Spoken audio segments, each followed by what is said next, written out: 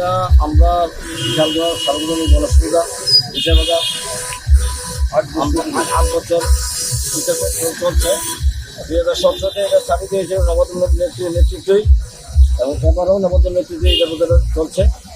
এবার আমরা বিশালগড় সবাই সহযোগিতা মিলিয়ে আমরা পূজাটা করতেছি।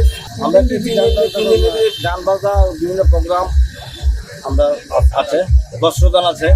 বস্ত্রদান প্রতি বছরই হয়, 17 থেকে আমরা 8 বছর চলছে। এবারও